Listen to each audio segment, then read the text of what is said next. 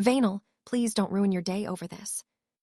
I stared at my mother's text while standing in my wedding dress, less than 10 minutes before I was supposed to walk down the aisle. Beyond the dressing room door, guests were taking their seats. I could hear music starting, but one entire row remained empty, reserved for the Carter family. My mother, my father, my sister Chloe, my aunt, my uncle. Not one of them had come. 6 months of notice, an offer to pay for Mom and Dad's hotel, a wedding date I had deliberately chosen around my father's work schedule.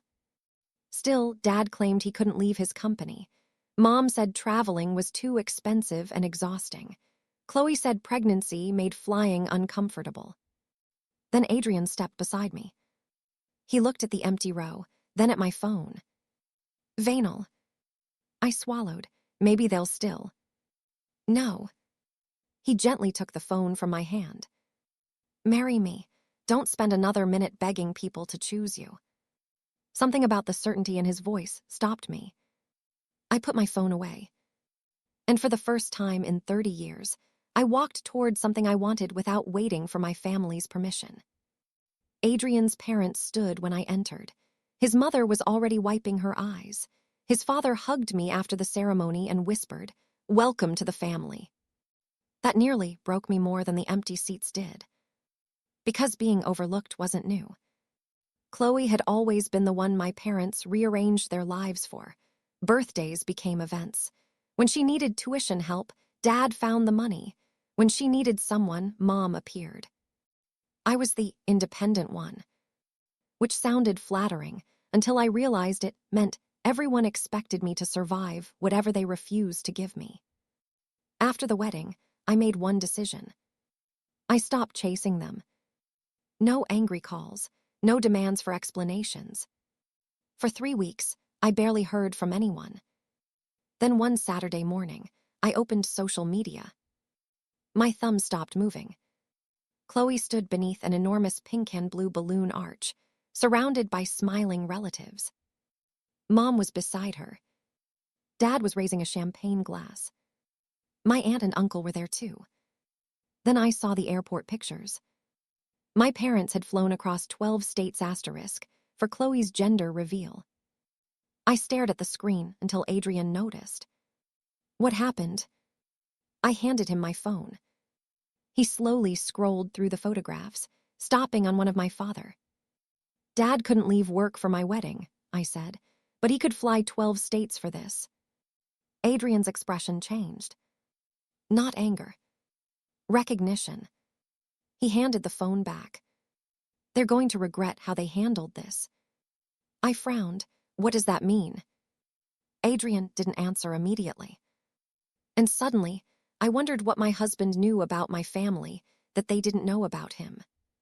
4 days after the gender reveal, my mother finally called. Not to apologize.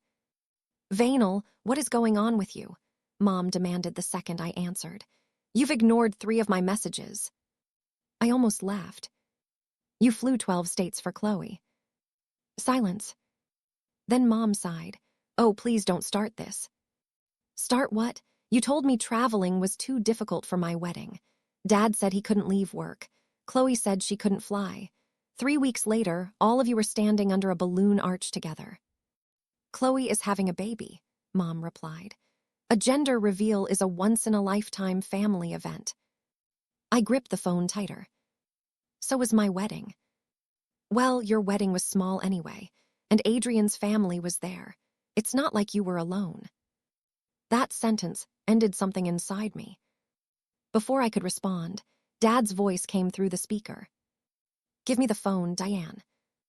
A moment later, he said, Vanell, you're 30 years old. Stop competing with your sister. I'm asking why my marriage mattered less. It didn't. Circumstances were different. What circumstances? Dad exhaled sharply. I'm trying to close the biggest redevelopment project my company has ever handled. We're entering final approval on Halcyon. I don't have time for this drama. Across the room, Adrian suddenly looked up.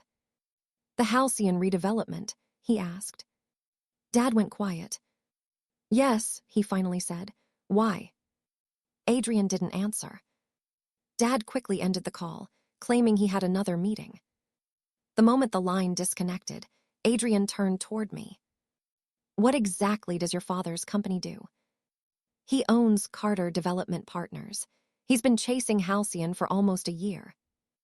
Adrian's face became unreadable. Has he ever told you who owns the project? No. The question bothered me. My parents barely know what you do either. They think you're a corporate consultant. That's because they never asked.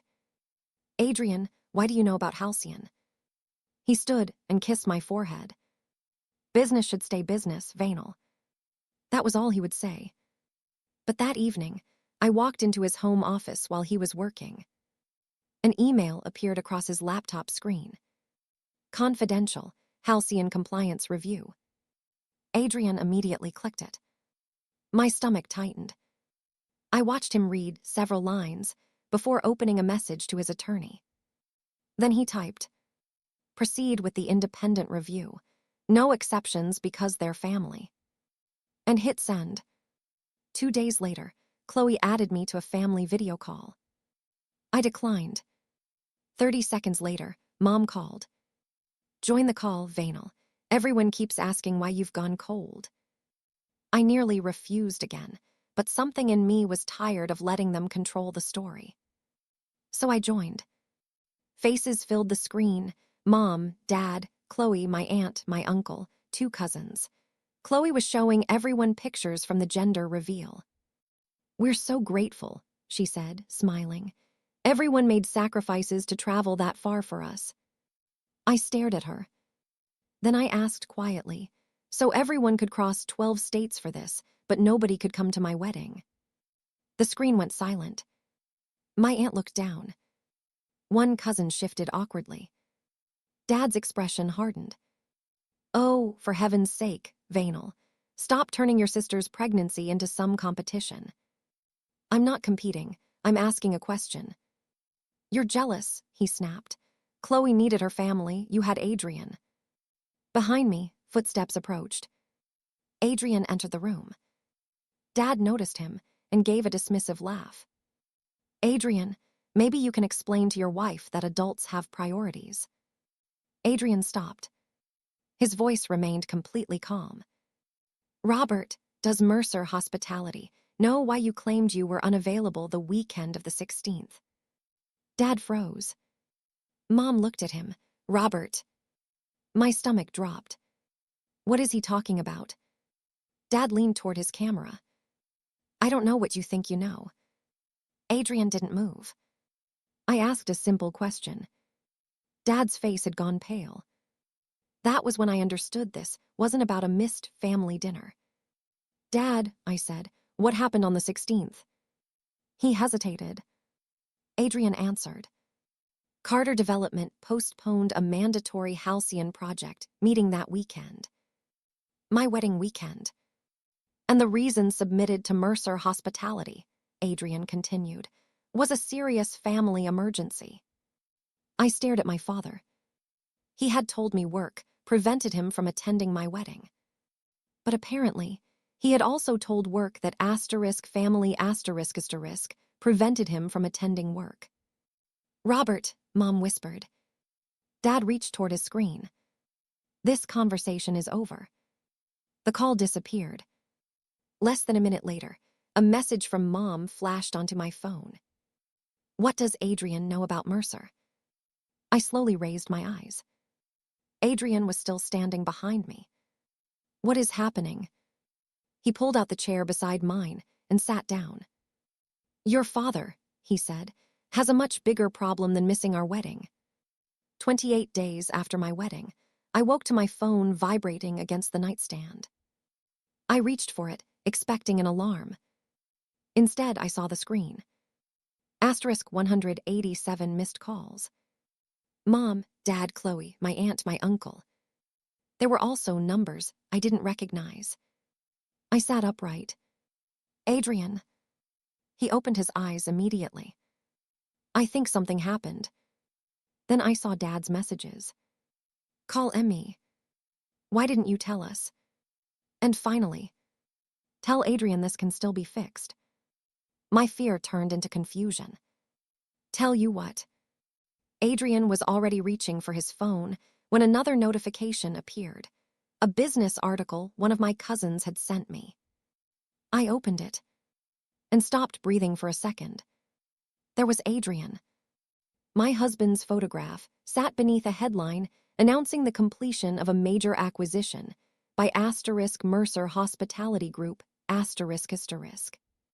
I read the first paragraph twice. Adrian Mercer, executive chairman and controlling owner of Mercer Hospitality Group. I turned the screen toward him. You own Mercer? Adrian sat up. Yes. Suddenly, every strange moment connected. The way he reacted when Dad mentioned Halcyon. The confidential email. Dad's face during the family call. You knew my father's company was working for yours. Not initially. He got out of bed and opened his laptop. Carter Development's Halcyon contract has been suspended. Compliance found discrepancies in their records serious enough to involve outside counsel. My stomach tightened. Did you do this because they missed our wedding? No. The answer came instantly. Adrian turned the laptop toward me and pointed to a date. This review started before Chloe posted a single gender reveal picture. Their documentation triggered it automatically. He opened another file. And once I realized Carter Development belonged to your father, I removed myself from the decision. I remembered the message I had seen him send. No exceptions because they're family. So this isn't revenge. It never was. Before I could answer, tires crunched against our driveway. Adrian looked toward the window. I walked downstairs and pulled the curtain aside. A familiar car had stopped outside. Dad climbed out first. Mom followed. For my wedding, traveling had supposedly been too difficult. Now they had come all the way to my front door, without even calling first. Dad marched up the walkway, while Mom hurried behind him. Then the doorbell rang. I opened the door. Dad didn't say hello. He walked inside, looked past me at Adrian and said, "You need to undo this." Adrian remained beside the living room window. Undo what, Robert? The suspension, Halcyon, all of it. Mom grabbed my arm. Vanell, please, your father's company could lose everything. I gently removed her hand.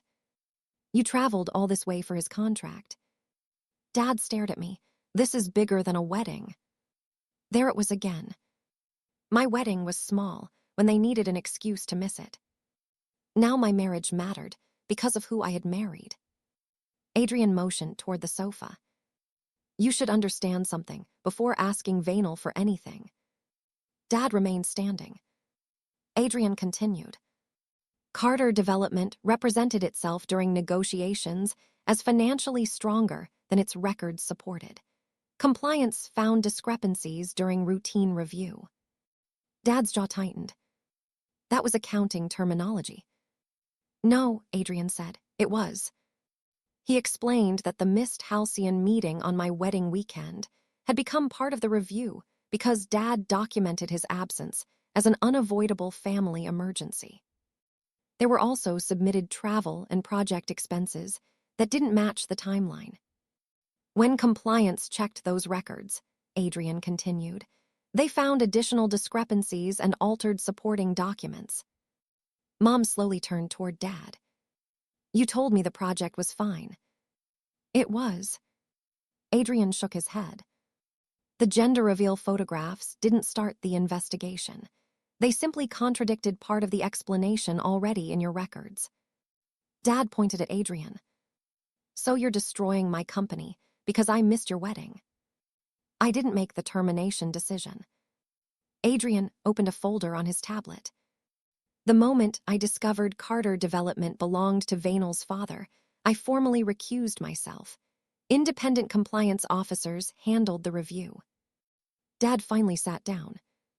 Mom looked at me. Why didn't you tell us who Adrian was? I stared at her. Of all the questions she could have asked, that was hers. You never cared enough to ask who I married." Her lips parted. I continued. "You couldn't even show up to watch me marry him." Dad leaned forward. "Vanell, this was all a misunderstanding." "No, you said work kept you from my wedding. Then you flew 12 states for Chloe 3 weeks later." My phone rang. "Chloe?" I answered on speaker. "Vanell, please tell Adrian not to cancel Dad's contract," she blurted out. "Do you understand what this does to us? My husband's subcontract depends on Halcyon." I closed my eyes for a second. 187 missed calls. Not one had been about fixing what they had done to me. They called because suddenly I had something they needed. "I can't help you, Chloe." "You can. You're married to the owner. That doesn't make your husband entitled to his company." I ended the call. Dad stood. "You're really going to let your own family lose everything?" I looked directly at him. "I'm not taking anything from you. I'm refusing to save you from something you did yourself." There was nothing left to argue about. Mercer Hospitality formally terminated Carter Development from Halcyon under the contract's compliance provisions. Without the expected project revenue, the lender financing Dad's planned expansion withdrew its support. Carter Development survived, but Dad had to abandon the expansion and downsize the company. Chloe's husband lost the subcontract that depended on Carter Development keeping Halcyon. Then the relatives started learning what had actually happened. Mom initially told people Adrian had punished Dad because of the wedding. That story collapsed when documentation showed Adrian had recused himself from the review. The same relatives who had watched Dad call me jealous on that video now understood why my parents had suddenly become desperate to reach me. And that changed something permanently. Mom and Dad had once expected me to accept being second because I was independent. Now they wanted me to use my marriage to rescue them. I refused to do either. I didn't demand an apology. I didn't ask Adrian to hurt them. I simply stopped interfering with consequences that belonged to them. Months later, Adrian and I held a small anniversary dinner. His parents came. So did the friends who had filled those painful empty spaces at our wedding. At one point, Adrian reached beneath the table and squeezed my hand. I looked around. Nobody needed convincing to be there. My contact with Mom and Dad became limited after that. I stopped answering guilt disguised as emergencies. If they wanted a relationship with me, respect was no longer optional. Adrian never restored Carter Development's contract because it had never been a personal favor for him to give. And I finally stopped checking whether my parents approved of the life I had built. For years, I believed being overlooked meant I mattered less. But the wedding my family refused to attend finally taught me something different. Their absence wasn't my loss, it was theirs.